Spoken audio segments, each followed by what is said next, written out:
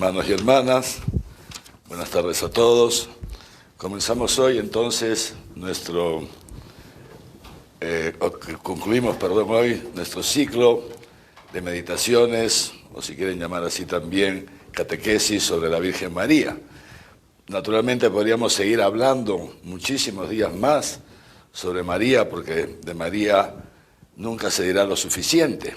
Ella, como sabemos, que por elección de Dios está íntimamente unida al misterio de Cristo, pero también al misterio de la Iglesia. Entonces, repito, podríamos seguir de modo indefinido hablando de nuestra madre, de nuestra mamita querida. Pero ya se acerca, Dios mediante, nuestro domingo el próximo, la fiesta de la Ascensión del Señor, y de ahí Pentecostés. Y tenemos también que ir preparándonos para ambas fiestas.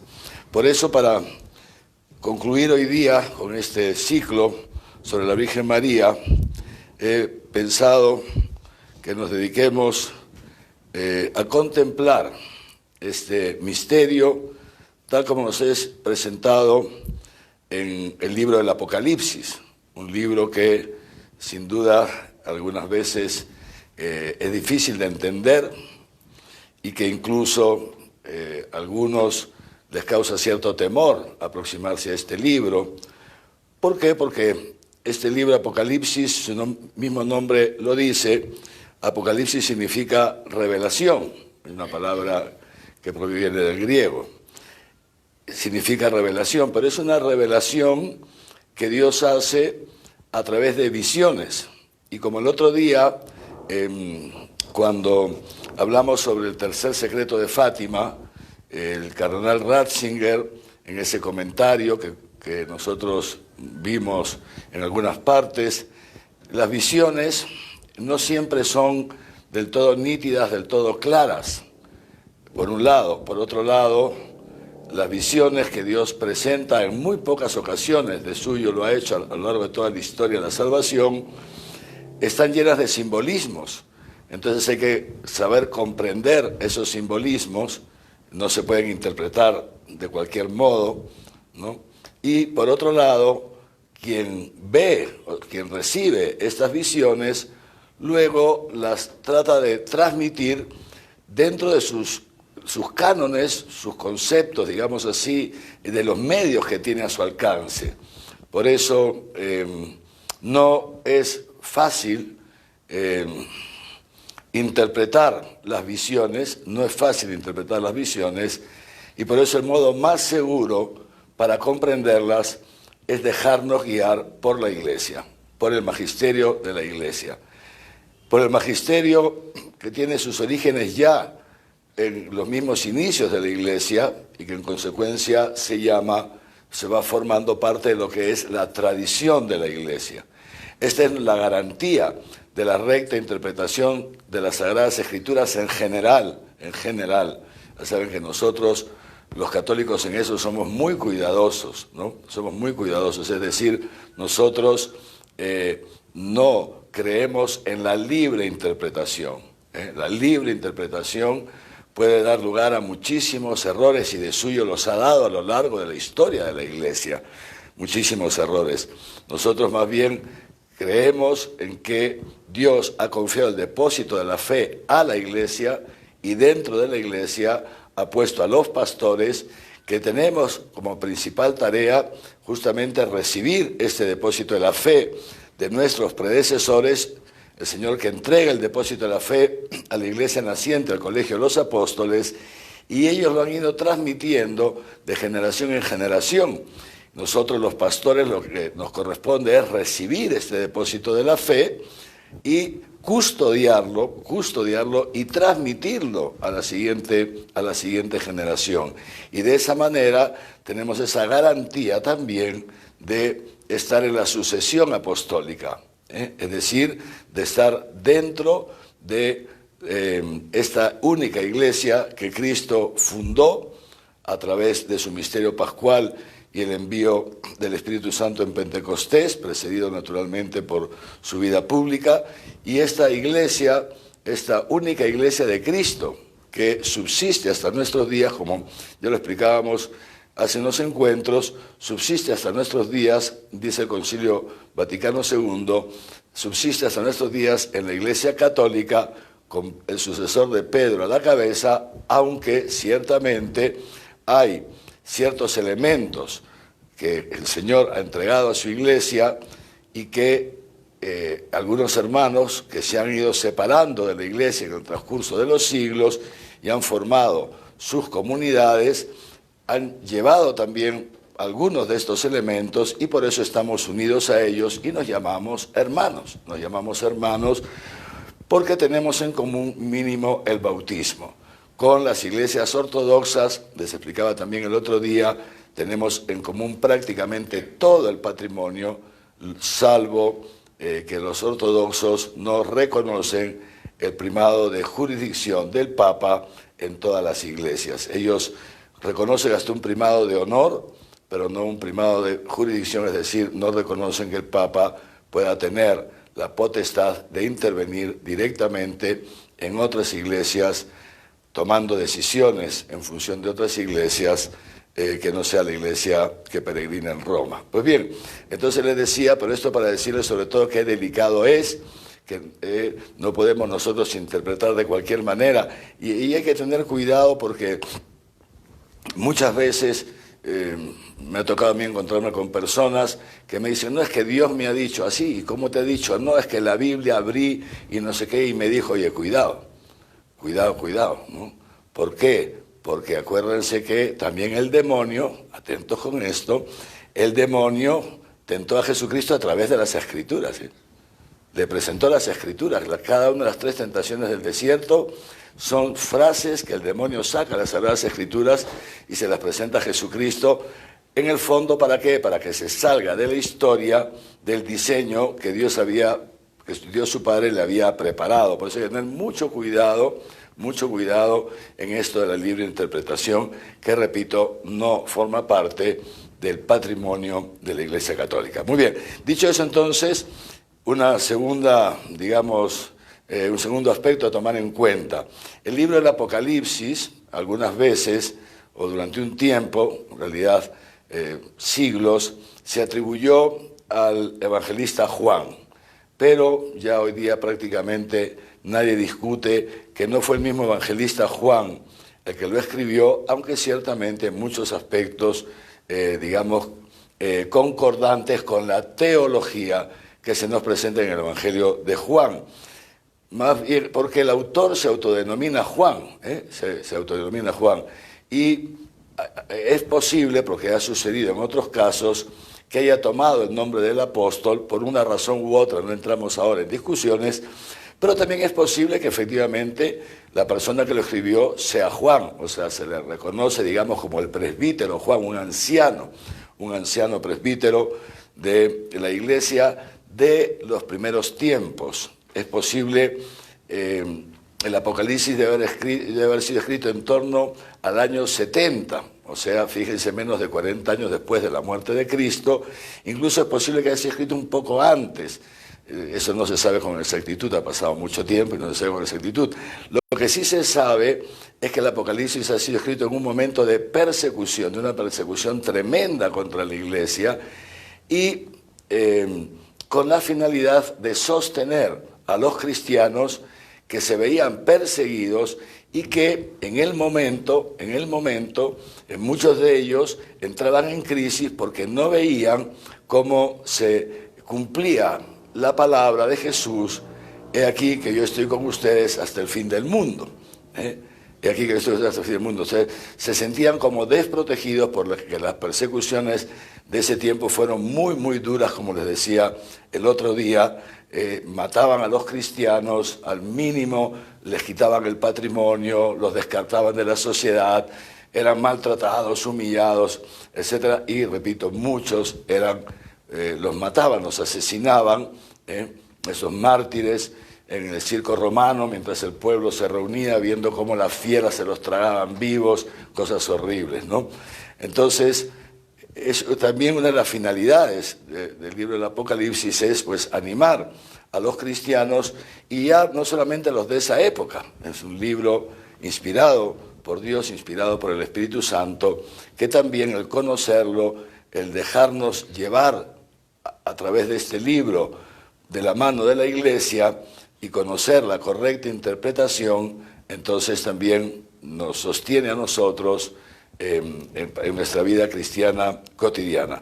Naturalmente no vamos a leer todo el libro, que es bastante larguito, pero sí, como estamos en torno a la Virgen María, vamos a leer y comentar un poquito, tratar de transmitirles un poquito sobre esta visión que tiene el anciano Juan y que seguramente muchos de ustedes han escuchado en otras ocasiones.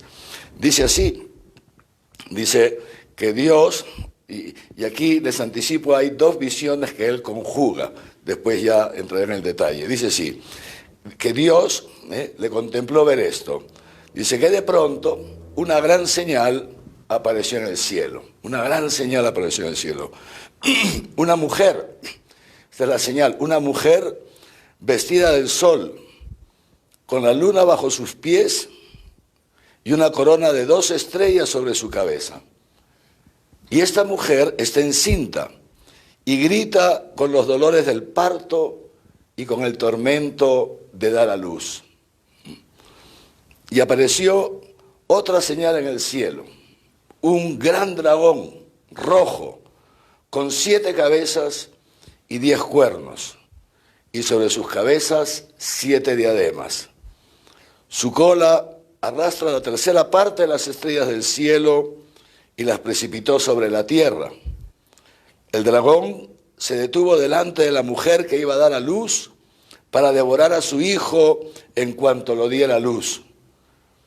Y la mujer dio a luz un hijo varón, el que ha de regir a todas las naciones con cetro de hierro. Y su hijo fue arrebatado hasta Dios y hasta su trono. Y la mujer huyó al desierto, donde tiene un lugar preparado por Dios para ser allí alimentada 1260 días. Entonces entabló una batalla en el cielo. Aquí son como 2 visiones, si se dan cuenta. Miguel y sus ángeles combatieron con el dragón, y también el dragón y sus ángeles combatieron, pero no prevalecieron, y no hubo ya en el cielo lugar para ellos. Y fue arrojado el gran dragón, la serpiente antigua, el llamado Diablo y Satanás, seductor del mundo entero. Fue arrojado a la tierra y sus ángeles fueron arrojados con él. Oímos entonces una fuerte voz que decía en el cielo: ahora ya ha llegado la salvación, el poder y el reinado de nuestro Dios y la potestad de su Cristo, porque ha sido arrojado el acusador de nuestros hermanos, el que los acusaba día y noche delante de nuestro Dios.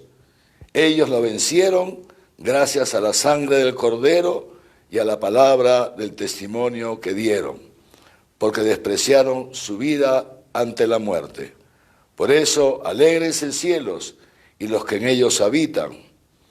Ay de la tierra y del mar, porque el diablo ha bajado donde ustedes con gran furor, sabiendo que le queda poco tiempo. Cuando el dragón vio que había sido arrojado a la tierra, persiguió a la mujer que había dado a luz al hijo varón, pero se le dieron a la mujer las 2 alas del águila grande para volar al desierto, a su lugar, lejos del dragón, donde tiene que ser alimentada un tiempo y tiempos y medio tiempo. Entonces el dragón vomitó de sus fauces como un río de agua detrás de la mujer para arrastrarla con su corriente. Pero la tierra vino en auxilio de la mujer. Abrió la tierra su boca y tragó el río vomitado de las fauces del dragón. Entonces, despechado contra la mujer, se fue a hacer la guerra al resto de sus hijos, los que guardan los mandamientos de Dios y mantienen el testimonio de Jesús. Pues bien, queridos hermanos, este es el capítulo 12 del libro del Apocalipsis. El capítulo 12 y los siguientes nos hablan de esto, de ya digamos la victoria del reino de Dios. Estamos recién comenzando en este ciclo que va el capítulo 12, así, en los siguientes, la victoria del reino de Dios en este mundo, la victoria del reino de Dios sobre el dragón, sobre el diablo. Si nos hemos dado cuenta, entonces, aquí el autor mezcla, digamos, como dos visiones. En una no vamos a profundizar, no vamos a entrar ahora, que es esta rebelión que hace ese llamado ángel Luzbel, el más bello, el más grande de los ángeles, que se rebela contra Dios. Justamente ¿por qué Luzbel se rebela contra Dios? Porque Luzbel no acepta el diseño de Dios de crear una, valga la redundancia, criatura que sea inicialmente menos que los ángeles y que luego sea superior a los ángeles, superior a los ángeles. Y esta criatura, por excelencia, es la Santísima Virgen María, que ha sido coronada por Dios como reina y señora de todo lo creado. Y junto con ella venimos después sus hijos. Pues bien, no vamos a entrar en ese aspecto que nos ha relatado sucintamente y que nosotros lo conocemos desde pequeñitos porque nos lo han enseñado en nuestra casa, ¿no es cierto? Como el ángel Luzbel se revela y lleva con él a un grupo de ángeles, un tercio de los ángeles del cielo, dice el autor, pero son números simbólicos, que también se revelan, y el arcángel Miguel, que significa quien como Dios, combaten y los echan, etc. Muy bien, repito, no entramos en eso ahora. Y luego, si dejamos de lado ese aspecto de la visión o esa visión que se entremezcla con esta otra, nos daremos cuenta que lo que el anciano Juan ha visto, lo que Dios le ha revelado, es por un lado la Virgen María y su Hijo Jesús, pero también el misterio de la Iglesia, los hijos de la mujer, y cómo estará marcada toda la historia de la Iglesia y cómo culminará toda esta historia de salvación que Dios empezó ya desde antiguo con nuestro padre Abraham. Vamos a retomar entonces algunos aspectos que nos puedan ayudar a contemplar. Esto es fundamental, contemplar, queridos hermanos. Es bello contemplar. La palabra de Dios no se escucha con la razón, se escucha con todo el ser. No solo con la razón, sino con todo el ser. La palabra de Dios es para acogerla. El Señor se nos dona a través de su palabra. Y en la medida que nosotros acogemos esa palabra, entonces esa palabra desde dentro no solamente nos va regenerando, sino que también ilumina nuestro entendimiento y hace posible que comprendamos. O sea, la fe católica no es contraria ni enemiga ni está divorciada de la razón. No, absolutamente no. Absolutamente no. Pero no nos podemos aproximar de modo correcto a los grandes misterios de Dios solamente con la razón, porque la razón no alcanza para entenderlos, la razón humana no alcanza para entenderlos. Nos aproximamos a este misterio, en primer lugar, recibiéndolo como un don, recibiéndolo como un don. Es Dios el que nos dona, es Dios el que se nos dona a través de la revelación, es Él. Y a nosotros lo que nos corresponde es recibir gratis. Por eso Jesucristo le dijo a los apóstoles, gratis lo recibisteis, dadlo gratis. O sea, los apóstoles han recibido la revelación de un modo totalmente gratuito y les corresponde a ellos transmitirlo gratuitamente a la siguiente generación como nos lo han transmitido hasta nosotros. Recibimos entonces la revelación, la recibimos en el seno de la Iglesia, en el seno, la fe, nadie se puede dar la fe a sí mismo. La fe es un don de Dios que nos viene dada a través de la Iglesia. Hay que recibirla. Lo primero es un don, la recibimos el don. Y en la medida en que lo recibimos, ese don obra en nosotros, repito, y nos ilumina, y entonces ya se entra ahí en el diálogo entre la fe y la razón. Y la razón confirma la fe. Pues bien, pero vamos ahora entonces a tratar de contemplar. Os invito a contemplar. Vamos a contemplar a esta mujer. Dice así, dice así el anciano Juan, una gran señal apareció en el cielo, una mujer vestida de sol, con la luna bajo sus pies y una corona de 2 estrellas, una mujer vestida del sol. con la luna bajo sus pies. El anciano Juan venía y conocía muy bien el judaísmo y seguramente conocía muy bien también, y el Espíritu Santo que inspira esta visión, sin duda, conocía muy bien esta profecía de Isaías que vamos a leer. Capítulo 60 del profeta Isaías. Ya hemos dicho muchas veces que el Nuevo Testamento es el cumplimiento de las promesas de Dios dadas en el Antiguo Testamento. El profeta Isaías profetiza en nombre del Señor, profetiza. Es distinto, no es una visión. Los profetas, salvo alguna excepción, no han tenido visiones, sino que Dios les ha dicho lo que tienen que anunciar a su pueblo. Dios mismo se los ha dicho. En este caso, vamos a ver lo que nos transmite Isaías. Dice así: arriba resplandece.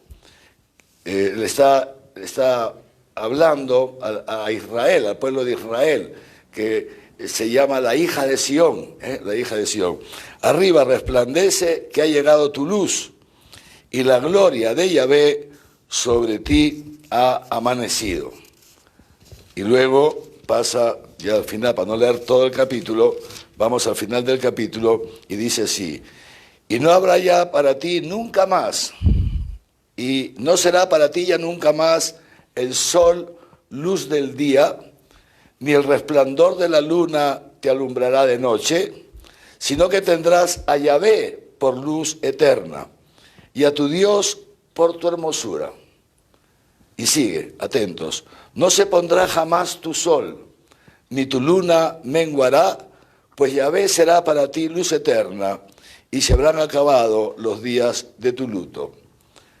No se pondrá jamás tu sol, ni tu luna menguará. Una mujer vestida del sol, vestida del sol, con la luna bajo sus pies y una corona de 2 estrellas. Este sol hace referencia, saben, recordarán ustedes a lo que dice Zacarías, por la entrañable misericordia de nuestro Dios nos visitará el sol que nace de lo alto.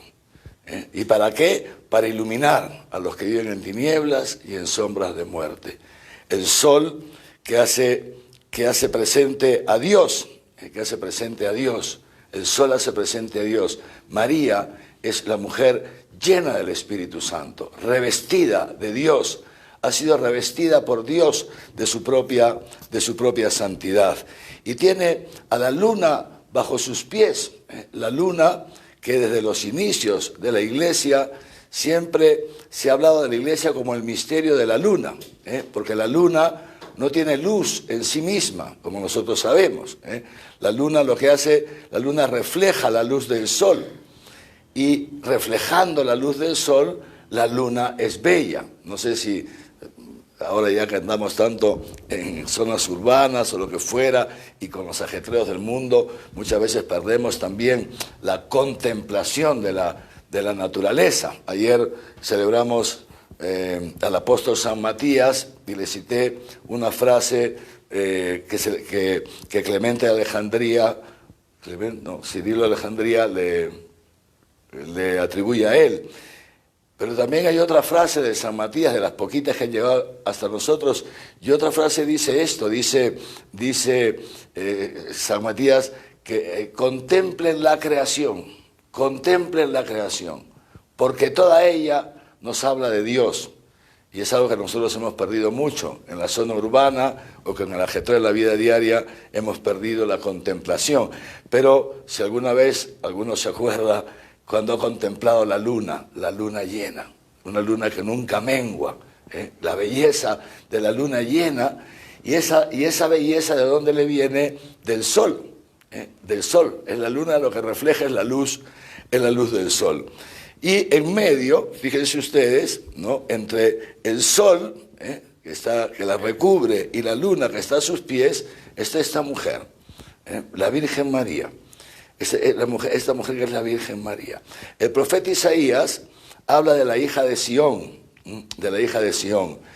y ciertamente, aquí hacemos, digamos, también como un excursus para comprender bien, ciertamente Dios, lo hemos dicho muchas veces, ha elegido al pueblo de Israel. El pueblo de Israel es el pueblo elegido por Dios. Y ha elegido al pueblo de Israel para algo. Lo ha elegido para revelarse a la humanidad. De hecho, dice el evangelista Juan, Jesús, a través del evangelista Juan, dice esto: la salvación viene a través de los judíos. Dios ha elegido al pueblo de Israel para la salvación del mundo, no solamente para la salvación de este pueblo. Pero ¿qué es lo que ha sucedido? Conocemos la historia, ¿no? O sea, el pueblo de Israel, más allá de sus buenas intenciones, y también en esto ha cumplido, digamos así, una misión. O sea, Dios, ¿por qué elige al pueblo de Israel?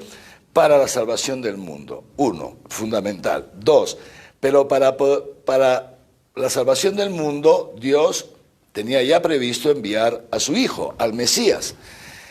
¿Por qué enviar al Mesías? Porque el hombre por sí solo no se puede salvar. El hombre por sí solo no se puede salvar. La naturaleza humana, lo hemos dicho muchas veces, ha quedado herida por el pecado original. Ha quedado herida por el pecado original, por esta rebelión de nuestros primeros padres, seducidos también por esta serpiente antigua llamado diablo y Satanás. Entonces, Dios elige a Abraham y de ahí a su descendencia en la carne, el pueblo de Israel, para salvar a la humanidad a través del Mesías, Y para ayudar al pueblo de Israel a avanzar en esta historia de la salvación hasta el momento culminante, dice Pablo, Dios le da al pueblo de Israel lo que nosotros conocemos con el nombre de los 10 mandamientos, los 10 mandamientos, cuyo nombre más correcto sería el decálogo, ¿no? Las 10 palabras de vida eterna. Haz esto y vivirás, le dice Dios a Israel cuando le entrega el decálogo. Pero ¿qué sucede? El decálogo, que todos lo conocemos, ¿no es cierto?, es imposible que el hombre lo cumpla por sus solas fuerzas. Es imposible. Aun cuando el decálogo nos transmite la ley natural, lo que está inscrito en los genes del hombre, no matar, no robar, etcétera, etcétera, aun cuando el decálogo transmite eso, es que la naturaleza del hombre ha quedado tan herida, tan dañada por el pecado original, que sola no la puede cumplir. Y por eso dice San Pablo que Dios le da a Israel el decálogo como una nodriza. Sabemos lo que es una nodriza, ¿no es cierto? Estas personas que ciertas familias contratan sus servicios, ¿no?, para educar, para criar a sus hijitos pequeños, y para llevarlos por el camino del bien, ¿no? Dice San Pablo que esta ha sido la misión del decálogo, que Dios le da a su pueblo Israel el decálogo como una nodriza, la ley como una nodriza, para llevarlo por el buen camino,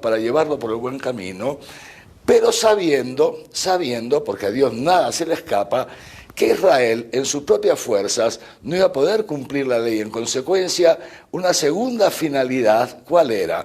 Que Israel, por un lado, sí, procure cumplir la ley, y esto nos corresponde a todos, sin duda, a todos, queridos hermanos, por favor, esto es algo sumamente serio, ¿no?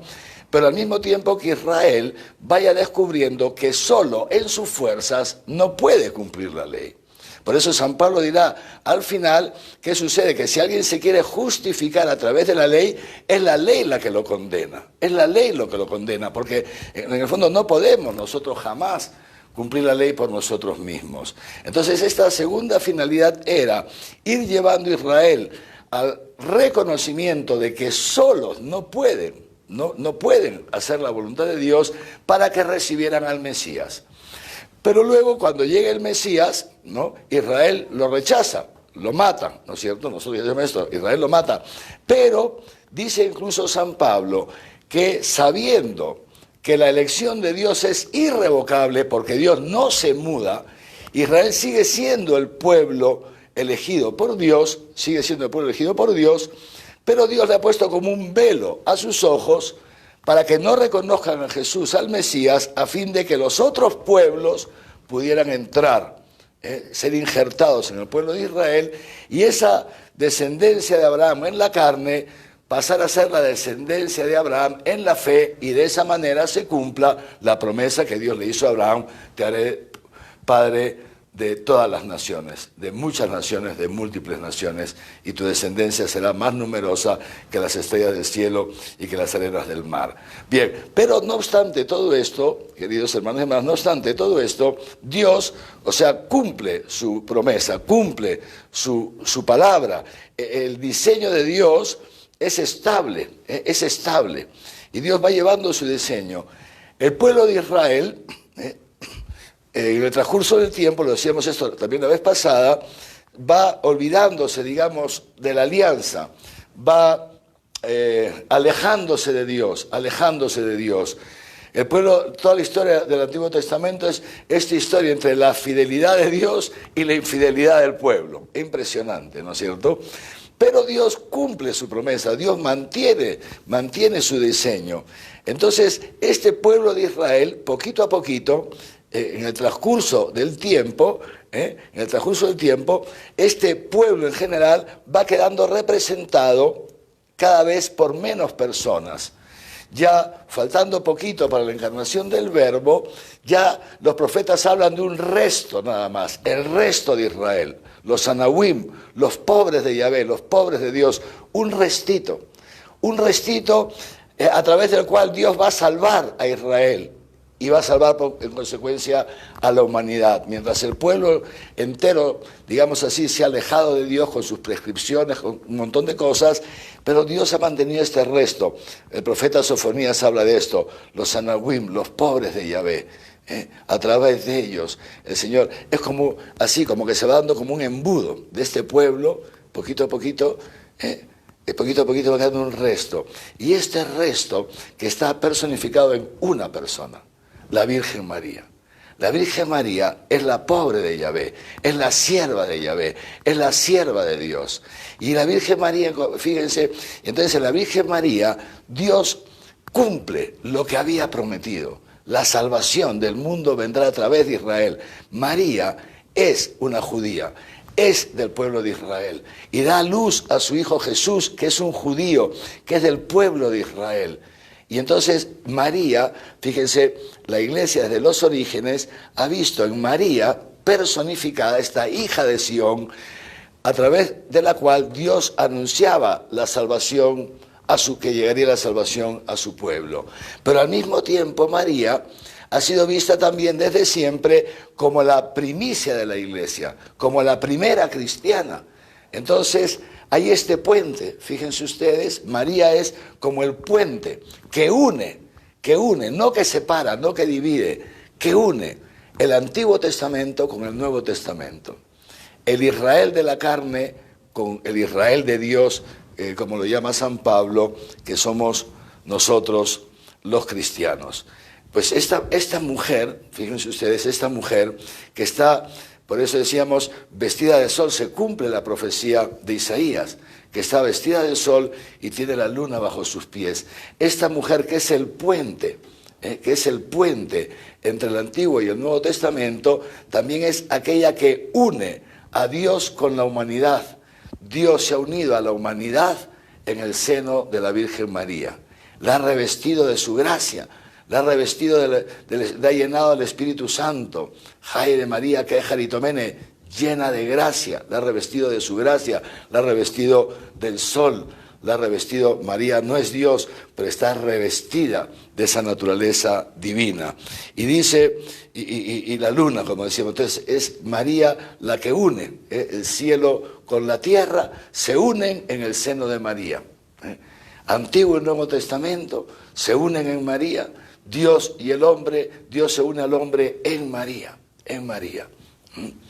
Y esta mujer dice, tiene una corona de 12 estrellas, el número 12 que todos nosotros sabemos, que hace referencia, por un lado, a las 12 tribus de Israel, que luego encontrarán su continuidad en los 12 apóstoles. Por eso ayer, en la misa de ayer, escuchamos lo que dijo Pedro, ¿no? Jesús escogió 12, no 11. Nos hemos quedado 11, tenemos que completar, porque había también esta, y lo dice también el Apocalipsis un poco más adelante, creo que es el capítulo 21, habla de esto, ¿no? Habla de estos 12, los que se le llaman los apóstoles del Cordero. Fíjense qué cosa tan bonita, los apóstoles del Cordero, el corderito degollado, que ve también Juan, ese corderito degollado que es, como nosotros sabemos, Jesús, el corderito de Dios, que dejándose degollar en la cruz, ha quitado el pecado del mundo y ha destruido la muerte. Pues bien, esta mujer dice, está encinta y grita con dolores de parto, y con el tormento de dar a luz. Esto también había sido anunciado por Isaías. Isaías es uno de los que más, digamos, más se refiere a la llegada del Mesías, etc. Isaías en el capítulo 66, lo digo por si luego alguno de ustedes lo quiere leer con más calma, dice así, fíjense, dice, es un oráculo, una profecía que hace Isaías sobre el templo, una palabra de Dios, y dice así, dice, escuchen la palabra de Yahvé, los que temen a su palabra, se llama el santo temor de Dios, el santo temor. Dijeron sus hermanos que los aborrecen, que los rechazan por causa de mi nombre, está hablando Dios, Pues bien, que Yahvé muestre su gloria y veamos vuestra alegría. Esto es lo que los ataques que hacían al pueblo fiel de Dios. Pero ellos quedarán avergonzados, anuncia el profeta, anuncia el profeta. ¿Por qué? Porque, dice así, porque una voz estruendosa viene de la ciudad, una voz que sale del templo. Miren, la voz de Yahvé, y sigue, antes de tener dolores, dio a luz. Antes de llegarle el parto, dio a luz a varón. ¿Quién oyó tal cosa? ¿Quién vio cosa semejante? ¿He dado a luz una nación en un solo día? ¿O nace un pueblo todo de una sola vez? Pues bien, tuvo dolores y dio a luz Sión a sus hijos. ¿Acaso abriré yo el seno sin hacer dar a luz? Dice Yahvé. ¿O lo cerraré yo que hago dar a luz? Dice tu Dios. Alégrense, Jerusalén, y regocíjense por ella, por esta que ha dado a luz, todos los que la aman. Llénense de alegría por ella, todos los que por ella han llevado luto. Porque mamarán y se hartarán del seno de sus consuelos. Chuparéis y os deleitaréis de los pechos de su gloria. Ayer hablamos de esto, de mamar, ¿se acuerdan? Hablamos de esto. Porque así dice Dios, mira que yo tiendo hacia ella como un río la paz y como alrededor desbordante la gloria de las naciones, y sigue la profecía, etcétera, pero ya nos alejaríamos del tema. Entonces fíjense ustedes, esta mujer que está con los dolores del parto, con los dolores de dar a luz, ¿no? Esta mujer, que repito entonces, era esta hija de Sión, es la Virgen María, pero que ha dicho Isaías que antes, que apenas empezaba como los dolores, dio a luz. Se está refiriendo a la virginidad de María, fíjense, sin llegar a sentir dolor, cuando parecía que se acercaba el dolor del parto, dio a luz, la virginidad de María. Pero algo más grande todavía, ha dicho, ¿acaso un pueblo nace de una sola vez? ¿Acaso de un momento a otro es posible que nazca toda una nación? Y dice Dios, pues yo soy el que abre el seno, yo soy el que va a dar a luz. Y efectivamente, queridos hermanos, de esa maternidad virginal de María, fíjense que está tan bella, no ha nacido solamente Jesús, de esa maternidad virginal de María hemos nacido también nosotros, ha nacido un pueblo, este pueblo que Pablo llama el Israel de Dios, este pueblo que es la iglesia de Cristo, la única iglesia de Cristo. Todos hemos nacido de María.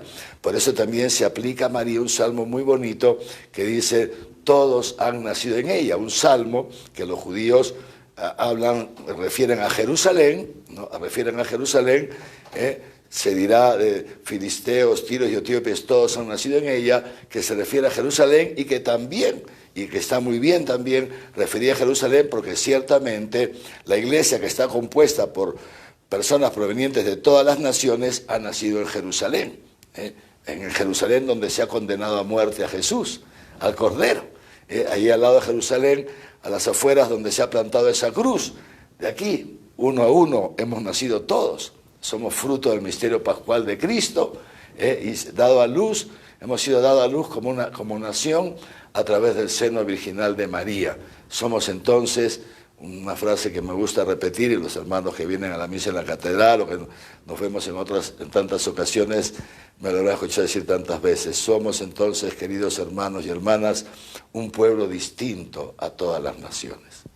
Un pueblo distinto. Esta es la gracia que nos ha concedido el Señor al hacernos nacer de la maternidad virginal de María a través de la Iglesia, fecundada por la palabra de Dios y por el Espíritu Santo. Pues bien, avanzamos un poquito, ¿no es cierto?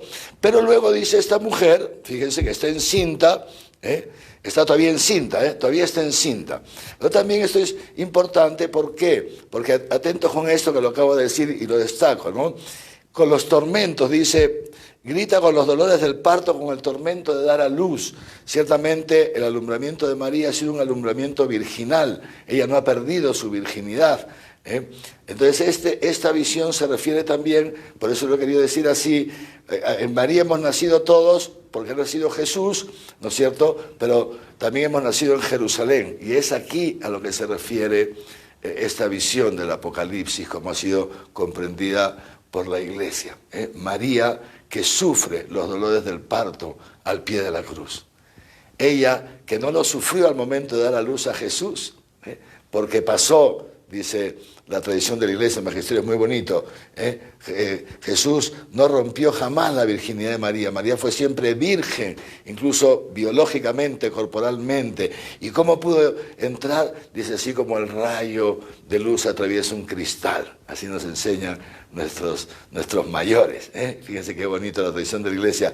Así como el rayo de luz atraviesa el cristal sin romperlo, así Jesús atravesó por María sin quitarle nunca su virginidad, que ella se la había consagrado a Dios. Pues bien, entonces, ¿dónde es que le vienen a María esos dolores de parto terribles que dice el autor del Apocalipsis?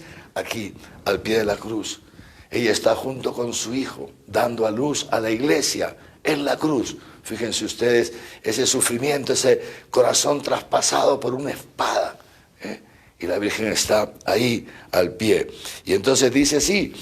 Pero bueno, durante toda esta historia, durante todo este proceso, aparece otra señal. Son señales, ¿no es cierto? Son señales que hay que saber interpretarlas. Un enorme dragón rojo, ya luego lo dirá, ya lo hemos escuchado, que es el demonio, en la figura del demonio. Un enorme dragón rojo que tiene 7 cabezas y 10 cuernos. Fíjense ustedes. ¿Para qué? Para destruir. Quiere destruir. Primero al hijo de la mujer, mujer con hijo y con todo, y luego a los hijos, lo veremos después. ¿Qué significa esto? Fíjense, esta simbología tiene 7 cabezas y 10 cuernos. 7 es el número de los sacramentos, 10 es el número de los mandamientos. Es decir, que los quiere destruir, llevándonos a qué, a no cumplir con los mandamientos. Esto es la estrategia del demonio, hacernos creer que los mandamientos son una carga pesada, que impiden que seamos felices,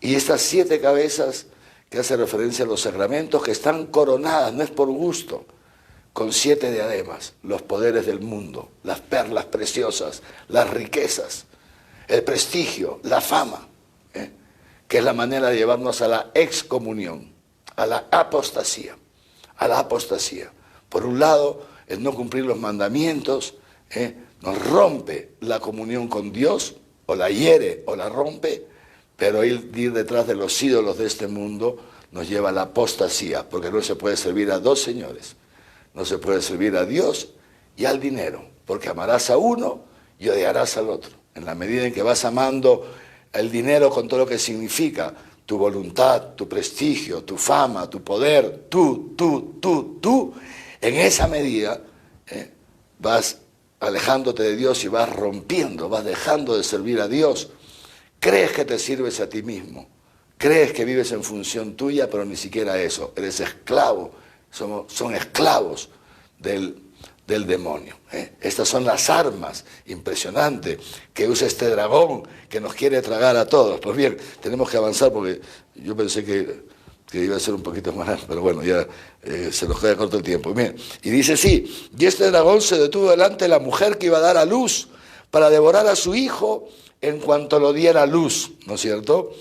Y la mujer dio a luz un hijo varón, que es el que ha de regir a todas las naciones de la tierra con cetro de hierro. Es el salmo que ya Dios lo anuncia al Mesías. Pídemelo y te daré en herencia a las naciones de la tierra. Y los regirás con cetro de hierro. El cetro de hierro no es para ganar a cetrazos a todo el mundo, sino con firmeza. Es que es lo que decían de Jesús. ¿Quién es este que habla así?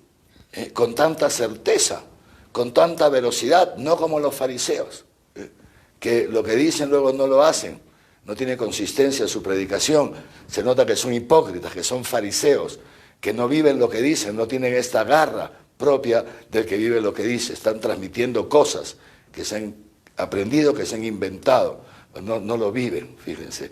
Esto es el cetro de hierro, la certeza de la verdad. Jesús.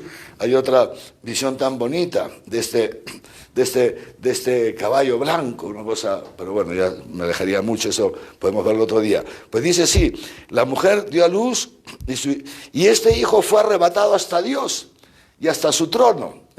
Ya inmediatamente, ¡pum!, nos pasa a la ascensión. Nos pasa a la ascensión, pero luego vuelve este hijo que ha sido arrebatado. Fíjense, como el profeta que fue arrebatado, no murió, sino que fue arrebatado por Dios en el carro de fuego, se lo llevó al cielo. Así también este hijo es arrebatado, alzado al cielo, la ascensión. Pero luego vuelve y dice sí, pero la mujer huyó al desierto, donde tiene un lugar preparado por Dios para ser allí alimentada, etcétera, etcétera, etcétera, ¿no? Esta mujer que huyó al desierto, esta mujer que es María, que es la iglesia, fíjense ustedes, y nos entronca entonces con el pueblo de Israel, el desierto, los 40 años que pasó Israel en el desierto, donde fue alimentado. También la iglesia está llamada a vivir en el desierto y ser alimentada por Dios, es decir, a ser del mundo, a estar en el mundo, pero sin ser del mundo. Sin ser del mundo, no seguir a los ídolos del mundo, qué horrible, qué feo, no, sino a vivir en la ciudad, en medio de la ciudad, ahí donde nos toca estar, pero vivimos como en este desierto que dice Dios, lo escuchamos hace ya varias semanas en el Deuteronomio, te llevé al desierto para hacerte feliz. Es ahí donde somos protegidos por el Señor, cuando no nos mezclamos con la mundanidad. Pues bien, entonces dice así, entonces fue arrojado el gran dragón, etcétera, etcétera, cuando viene todo este lío que ya les he dicho entonces, ¿no? Y luego este dragón, dice, cuando el dragón vio que había sido arrojado a la tierra, persiguió a la mujer que había dado luz al hijo varón, pero se le dieron otra vez, dice así, a la mujer las 2 alas del águila grande para volar al desierto. ¿Cómo entonces podemos estar en el mundo sin ser del mundo? ¿Cómo podemos ir a trabajar? ¿Cómo podemos ir al colegio, a la universidad, al instituto? ¿Cómo podemos mantener la vida social y familiar, que es estar en el mundo y no ser del mundo? Porque tenemos 2 alas. Son estas 2 alas, las únicas, sin ellas es imposible. Estas 2 alas que nos permiten vivir en el mundo sin ser del mundo. La palabra de Dios y los sacramentos. Es a través de la palabra de Dios y los sacramentos que nosotros somos introducidos y que vivimos en el desierto, por decirlo de alguna manera, comparado con el mundo de la comunidad cristiana. Y es así donde estamos nosotros a salvo. ¿Dónde se está a salvo del dragón? ¿Dónde se está a salvo de la serpiente que quiere destruir a toda la creación, que te quiere destruir? En la comunidad cristiana. Y no basta ir a misa el domingo, es lo mínimo, sí, por supuesto, queridos hermanos, pero nos arriesgamos demasiado. Nos alejamos demasiado. Muchos de ustedes me están escribiendo: Monseñor, gracias, me ayuda mucho la predicación, qué cosa tan estupenda, por favor no pare aunque termine la cuarentena. Esto, que humildemente yo con todo cariño lo hago, hermanos, por supuesto, y con mis limitaciones, ya ven que soy muy limitadito, pero esto es lo que nos da la iglesia en las parroquias. Esto lo tienes cerca de tu barrio, lo tienes, y si no lo tienes, escribe otra vez al Facebook y ¿dónde puedo encontrar esto? Y te vamos orientando.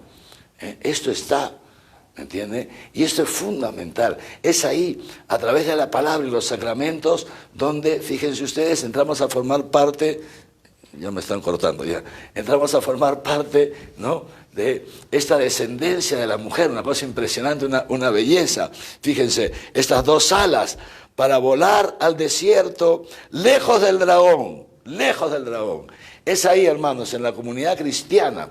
Por eso la iglesia es vista también como una fortaleza, no para quedarnos adentro, sino porque es ahí, es una fortaleza inexpugnable. Dirá luego, qué pena que el tiempo es corto, porque podríamos ver, uno se ríe porque el tiempo es corto y es casi una hora, pero bueno, podríamos ir un poco más allá y ver luego la otra visión, esta Jerusalén que baja del cielo, que está sostenida sobre 12 columnas que son inexpugnables. Esto es la iglesia, queridos hermanos. Fíjense ustedes, María y la iglesia es donde estamos a salvo, cogiditos de María, en el regazo de María, como el niño que cuando ve venir al cuco, se decía antes, corre a abrazarse de su mamita, a su barriguita, tratando de entrar otra vez a la barriguita de la mamá. Así nosotros, ante el demonio encontramos nuestra seguridad en nuestra madre, en la Virgen María, en el seno de la iglesia. Pero dice así, fíjense, entonces el dragón vomitó de sus fauces como un río de agua detrás de la mujer para arrastrarla. Este dragón es un fregado, ¿se dan cuenta? O sea, nos quiere destrozar de todas maneras. Pero la tierra vino en auxilio de la mujer, abrió la tierra su boca y se tragó el río. Y se tragó el río. ¿Qué tierra se ha tragado el río? Jesús, la naturaleza humana de Jesús. La tierra de Jesús que se ha abierto. Jesús que se ha abierto y se ha tragado la maldad del demonio. Todos los pecados, un río de pecados, un río enorme de pecados de toda la humanidad que quieren destruir al hombre, que quieren destruir a la mujer. La mujer hace referencia a Eva, ya se han dado cuenta. Que quieren destruir a la humanidad y que quieren destruir a la iglesia. Y efectivamente, porque el pecado destruye. Y hacía falta que uno, queridos hermanos y hermanas, se trague el pecado, para que el pecado no siga pasando a otros y a otros y a otros. Hacía falta que uno haga de rompeolas, para que todas las olas del pecado caigan sobre él y se rompan. Jesús, el Cordero de Dios, abre su costado, se abre a la voluntad de Dios y hace de rompeolas, y todos los pecados del mundo, toda la furia del demonio, toda la furia del dragón, esas llamas que salen de la boca del dragón, la maldad toda ante Jesucristo. Jesucristo ha recibido toda esa maldad, y a cambio ha abierto su costadito y nos ha dado otra agua, nos ha dado otra agua, otro río, el agua del bautismo, el río de la santidad de Dios, asequible a todos nosotros, para que nosotros cada día podamos volver a las fuentes del bautismo, volver al amor de Dios que nos protege, que nos cuida en la iglesia, en el seno de María y de la iglesia. Entonces, dice, despechado contra la mujer, se fue a hacer la guerra al resto de sus hijos, los que guardan los mandamientos de Dios y mantienen el testimonio de Jesús. Como no ha podido vencer, fíjense, no ha podido vencer a la mujer que no quería que dé a luz, no ha podido vencer al hijo, no lo ha podido vencer, pensó que lo había vencido, pero al final al tercer día resucitó. Entonces ahora se la agarra el demonio contra el resto de sus hijos. Se fue a hacer la guerra al resto de sus hijos, los que guardan los mandamientos de Dios y mantienen el testimonio de Jesús. Ese resto de hijos, queridos hermanos, que somos nosotros, la iglesia. y que está llamada a vivir en este mundo, entre las persecuciones del mundo, que tienen su origen en el odio del demonio, del dragón, y los consuelos de Dios. Pero la historia no se termina ahí, no se termina ahí. Luego sigue viendo, este anciano Juan sigue viendo, y ahora ya no lo voy a... esto lo vamos a dejar para otro día, pero es que tampoco los quiero dejar solamente, ¿me entiende? Quiero anunciar ya la sinopsis, digamos, de lo que viene después. Pero ¿qué pasa con estos? Pobrecillos, que somos nosotros, hermanos, que somos nosotros, que las fauces del dragón vienen contra nosotros. ¿Qué hacemos? ¿Qué hacemos? No nos olvidemos de esto, las dos alas, oración, sacramentos, la vida, la palabra y los sacramentos en el seno de la iglesia, fundamental. ¿Y a dónde nos lleva esto? Si nosotros vivimos así, cogiditos de la palabra, frecuentando los sacramentos en el seno de la iglesia, la comunidad parroquial, tu movimiento, tu comunidad, ¿dónde nos lleva? Fíjense ustedes, pasa el tiempo, el anciano Juan ve esto, y después vi un cielo nuevo y una tierra nueva, porque el primer cielo y la primera tierra desaparecieron, y el mar no existe ya. Y vi la ciudad santa, qué cosa tan bella, la nueva Jerusalén, mira, que bajaba del cielo, de junto a Dios, iba bajando, porque es la iglesia, hermanos, que es una creación de Dios, no es creación de nosotros los hombres. Y de así, y iba bajando engalanada como una novia ataviada para su esposo, la belleza. Han llegado las bodas del Cordero, ya la plenitud de las bodas, el desposorio eterno entre Dios y su pueblo, ese desposorio que se ha anticipado entre Jesús y la iglesia, y es el desposorio final, el desposorio con todos los elegidos. Vamos a ver esto. Y esta es la morada de Dios con los hombres, porque Dios pondrá su morada en medio de ellos, ellos serán su pueblo, y Él será Dios con ellos, para toda la eternidad. Esto ya es el final de los tiempos, el final de la batalla, fíjense qué bonito. Y dice así, y entonces enjugará toda lágrima de sus ojos, y no habrá ya muerte, ni llanto, ni gritos, ni fatigas, porque el mundo viejo ha pasado. Esto es el diseño de Dios para nosotros. Entonces me dijo el que estaba sentado en el trono, mira que hago un mundo nuevo. Y añadió, escribe, son palabras ciertas y verdaderas. Y me dijo también, yo soy el alfa y el omega, el principio y el último, y el fin, Jesucristo, fíjense ustedes. Al que tenga sed, yo le daré del manantial del agua de la vida gratis. Como le dijo Jesús a la samaritana en ese pozo, cuando le pide agua, y la samaritana, pero ¿cómo un judío va a pedir agua a una samaritana? Esto lo hemos hablado también hace unos encuentros, ¿no? Y Jesús le dice, si tú supieras quién te pide de beber, tú se lo pedirías a él y él te daría esta agua que salta a la vida eterna. Entonces este manantial de agua de la vida gratis. ¿Por qué gastan su dinero, sus esfuerzos en lo que no sacia? Decía también el profeta Isaías el otro día. Y esta será la herencia del vencedor. Fíjense qué bonito. Yo seré Dios para él y él será hijo para mí. Hijo para mí. Fíjense qué bonito. Esto es la Jerusalén celeste, eso es el final de los tiempos, una cosa bellísima. Luego pueden seguir leyendo, porque ya ahora no nos da tiempo, que viene esto, la Jerusalén mesiánica. Entonces viene uno de los 7 ángeles y ay, qué pena, me provoca leerlo, y me llevó a un monte santo, al monte grande, alto, la ciudad santa, etcétera, etcétera, y ahí habla de esto que les decían antes, ¿no? Entonces vi esta ciudad preciosa, tenía 12 puertas, una muralla grande, alta, con 12 puertas, con 12 puertas, que son las 12 tribus de Israel, los 12 apóstoles, fíjense, tenía grabados los nombres de las 12 tribus de los hijos de Israel, y tal, tal, tal. Y esta muralla de la ciudad que se asienta sobre 12 piedras, que llevan los nombres de los 12 apóstoles del Cordero, Esta es ya la consumación de los tiempos, la plenitud de esa iglesia fundada por Cristo que va desde el justo Abel hasta el último de los elegidos. Pero, y ahí ya termino, dice así, estamos en el capítulo 21, pero lamentablemente no todos entrarán en ella, queridos hermanos. Dice así, pero los cobardes,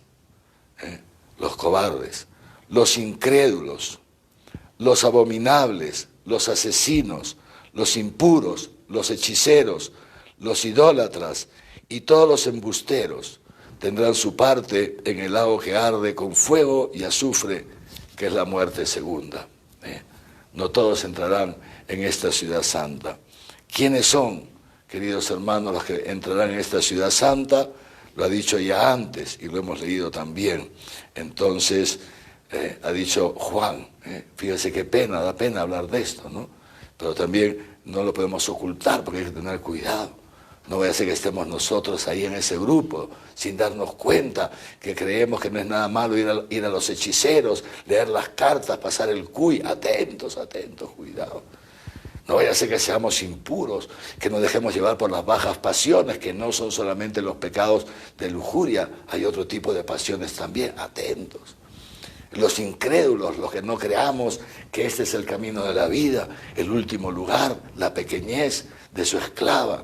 Los incrédulos, ahí fíjense, es el momento de la criba, hermano, de la criba. Qué cosa tan terrible, no nos vaya a pasar, Dios santo, que no lo permita. ¿Quiénes son los que entran? Oímos entonces una fuerza, voz que decía en el cielo, ahora ya ha llegado la salvación. Y la potestad de su Cristo, ese cetro, fíjense qué bonito, porque ha sido arrojado el acusador de nuestros hermanos, el que los acusaba ante nuestro Dios día y noche, que esto es el demonio, que nos acusa constantemente. Fíjense ustedes, esténse atentos a esto, porque el demonio está constantemente, el demonio usa una estrategia. Fíjense, es impresionante esto, los padres de espiritualidad, qué bonito cómo lo han descubierto y nos lo han transmitido, ¿no? El demonio es una estrategia. Primero, se hace tu amigo, se disfraza. El lobo se pone piel de oveja, es súper astuto, y se hace tu amigo, y te empieza a hablar al oído, con un tonito, que suena agradable al oído, pero te empieza a engañar, porque el demonio nunca dice la verdad. Mentiroso desde el principio, dice Jesucristo. Padre de la mentira, el demonio jamás dice la verdad, pero te empieza a hablar con un tonito. Oye, ¿te has dado cuenta? ¿No te das cuenta que esto es injusto? ¿No te das cuenta que no te mereces este esposo? ¿No te das cuenta que no tiene sentido estar rompiéndote los lomos para mantener a tu esposa y a tus hijos? ¿No te das cuenta que esto no sé qué? ¿No te das cuenta que tú podrías, haciendo un poco de trampa, serrucharle el piso a tu compañero de trabajo y ser el primero? ¿No te das cuenta que nadie se va a enterar si haces un negociado por lo bajo y te ganas unos solcitos o unos solsazos? ¿No te das cuenta qué bien te vendría para poder pagar el colegio de tus hijos, que estás así con el cuello hasta aquí? ¿Qué bien te vendría para cambiar tu carrito, que ya está viejito? ¿Qué bien te vendría para tener aunque sea para pagar el alquiler? El demonio, que te empieza a hablar al oído y te empieza a acusar a los demás. Primero te acusa a los demás, primero se hace tu amigo, se disfraza, no va a pasar nada. Tú quieres a tu enamorada, ella te quiere a ti, se van a casar, por supuesto que sí, todo es amor. ¿Qué tiene de malo el amar? Claro, pero hasta que se casen hay que terminar la carrera. Ay, ya no aguanto más, quiero expresarte mi amor, tú también. Ay, no pasa nada, adelante en la luna de miel y después ya cuando se casen regulariza. Se te va a ver. ¿Qué tiene de malo? ¿Acaso? ¿Y por qué? Si ya estoy casado, ¿por qué Dios me pone el amor por esta otra mujer? Mira, el amor no tiene nada de malo. ¿Acaso no tienes derecho a rehacer tu vida? Todo eso, el demonio. Todo eso, el demonio. Fíjense. Entonces se disfraza, el lobo se disfraza de cordero y se hace como tu amigo y te lleva a pecar. No pasa nada, estás tenso, una miradita por internet, tú eres joven, no es mentira lo que dicen los curas, que hacer estas cosas es pecado. No, al contrario, si no lo haces te traumas, se te llena la cabeza de no sé qué cosas. No pasa nada, una miradita, date un poquito de placer, nadie se va a enterar, tú solito. No pasa nada, desestrésate. Fíjense ustedes. Y entonces una vez nos ha seducido, el seductor, seductor del mundo entero, ha dicho Dios a través del Apocalipsis, seductor, seduce, es malo. y luego una vez te ha llevado a pecar, ¿sabes lo que hacen? Después que te ha metido bien metido en el pecado, cuando ya te ha metido, se da la vuelta, se quita el disfraz de cordero y viene y ¡pum!, te señala. ¿Ves? Otra vez has caído. ¿Ves? Eres un sinvergüenza. ¿Ves? Le has fallado a Dios. ¿Ves? Nunca vas a cambiar. ¿Ves? Te vas a ir al infierno. El que los acusaba. Y está todo el día acusándote. Otra vez te faltó la paciencia. Otra vez te dejaste engañar por el demonio. Y es el mismo demonio que te lo está diciendo. Pero se presenta como justiciero. Dice así: el que los acusaba ante nuestro Dios te pone delante de Dios y te acusa, y te acusa, y te acusa. Y tú, pobrecillo, te deprimes, hecho polvo, un desastre, hecho polvo. Escuchen bien, eso no es el arrepentimiento. El arrepentimiento nunca es producto de la acusación, porque Dios nunca acusa. Dios nunca acusa. Acuérdense lo que decíamos en estos días. El Señor manda el Espíritu Santo, decía Jesús, les mandé el Paráclito, le dice a los apóstoles, lo hemos escuchado creo que ayer o antes de ayer, en la misa. Paráclito significa el defensor, el que defiende, el que consuela. Paráclito significa las dos cosas, una palabra griega, el que defiende y el que consuela. El que defiende y el que consuela. Dios jamás te acusa. El que te acusa es el demonio, es el demonio. Y entonces dice así, con esto ya hemos terminado, dice así: ellos le vencieron, dice, a ver, porque ha sido arrojado el acusador de nuestros hermanos, el que te acusa día y noche delante de nuestro Dios. ¿Y cómo se vence, queridos hermanos? ¿Cómo se vence? Al demonio, fíjense, ellos le vencieron en virtud de la sangre del Cordero, de la sangre del Cordero. Es decir, cuando el demonio te viene a acusar, primero, como dice el Papa Francisco, con el demonio no se dialoga, no se dialoga. ¿Has caído? Sí has caído, es verdad has caído. ¿Has sido infiel a Dios? Claro que has sido infiel a Dios. ¿Eres un desgraciado? Seguramente eres un desgraciado, y yo también. ¿Y qué hacemos? ¿Nos suicidamos como Judas? No, vencemos la acusación, ponemos delante la sangre del Cordero. Es verdad que he pecado, es verdad que soy infiel. Es verdad que soy un no sé cuánto, que soy un iracundo, un avaro, un no sé cuánto. Es verdad que soy un lujurioso, todo lo que quiera. Es verdad, pero también es verdad que esta sangre ha perdonado mis pecados. Es verdad que esa sangre ha existido, y se hace presente en la Eucaristía. Y esa sangre ha perdonado mis pecados. Ellos le vencieron no en virtud de sus fuerzas, no en virtud de sus obras, no, le vencieron en virtud al demonio, se le vence en virtud de la sangre del Cordero. Y es en esa medida en que cada vez que caemos, en lugar de defendernos, de echar la culpa al otro, sí, porque como Adán a Eva, sí, la mujer que me diste, y Eva la serpiente, y todo el mundo echando la culpa al otro, es la culpa de mi mujer que no me comprende, por eso me voy con otra, es la culpa de... Todo mentira, todo eso es demoníaco, todo es demoníaco. En lugar de echar la culpa a los demás, cuando el demonio te culpa a ti, lo que tienes que hacer en lugar de justificarte, lo que hacemos, ¿saben lo que es? Es verdad. Pero el Señor, en su sangre, ha pagado por este pecado. Y solamente así, queridos hermanos, esto es el camino, por eso no me cansé de decirles, el cristianismo es gratuidad, es don, es amor, es amor. Y fíjense, es así, en la medida que nos vamos acogiendo este amor y vamos dejando que esa sangre derramada entre en nosotros. Nos dejamos consolar por el Espíritu Santo que nos defiende, que te dice, acógete a la misericordia de Dios, conviértete, pide perdón, vete a confesarte, ponte de rodillas, dile al Señor, ten compasión de mí que soy un pecador. Y el Señor la tiene. Y esa sangre va entrando, y luego viene lo siguiente, ellos le vencieron acogiéndose a la sangre del Cordero y por el testimonio que dieron. Y entonces podemos dar testimonio de la verdad, que es Dios, que es amor, que es perdón, que es misericordia. Acogernos a la sangre del Cordero es lo único que hace posible, no solamente limpiarnos de nuestros pecados como una cosa jurídica, sino ser regenerados, desde lo profundo del ser, regenerados.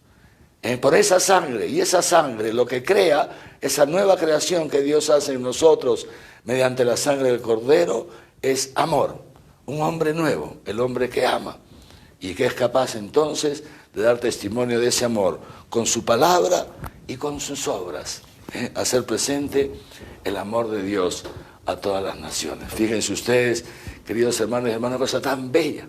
Y estos son esos que el Apocalipsis dice 144.000, que es un número simbólico, que ya no se los explico porque es muy tarde. Estos son los que al final llegan, ojalá podamos decir, llegaremos a esa Jerusalén celeste, donde ya no habrá más llanto, donde ya todas las lágrimas habrán quedado enjugadas, ya no habrá más lágrimas y todo será gozo, y estaremos todos revestidos del sol, de la santidad y la divinidad de Dios. Y todo eso gracias a una mujer, a la Santísima Virgen María. ¿Cómo no bendecir a Dios por María, esta hija de Sión, esta pequeña de Dios, esta pobrecilla de Yahvé, que ha hecho posible que todo esto se realice y se siga realizando en nosotros, y ella como nuestra mamita, en la iglesia, nos va llevando, gestando, poquito a poquito, para que llegue el día en que estemos también nosotros entre esos 144.000, donde ya no habrá más noche, donde ya no necesitaremos más luz de lámpara ni de sol, porque nuestro Cordero será nuestra luz. Por eso le agradecemos a la Virgen María y compartimos con ella la alegría, el gozo de la resurrección del Señor, y decimos juntos: alégrate, Reina del cielo, aleluya, porque aquel a quien mereciste llevar en tu seno, aleluya, ha resucitado, según lo había dicho, aleluya. Ruega al Señor por nosotros, aleluya. Gózate y alégrate, Virgen María, aleluya. Porque verdaderamente ha resucitado el Señor, aleluya. Oremos. Oh Dios, que por la resurrección de tu Hijo, nuestro Señor Jesucristo, has llenado el mundo de alegría. Concédenos por intercesión de su Madre, la Virgen María, llegar a alcanzar los gozos eternos. Por Jesucristo nuestro Señor. Amén. El Señor esté con ustedes. Los bendiga Dios Todopoderoso, Padre, Hijo y Espíritu Santo, y que su bendición les acompañe siempre. Amén. Bueno, queridos hermanos, entonces Dios mediante, nos empezamos a reunir a partir de las 7 para la Santa Misa. Buenas tardes a todos.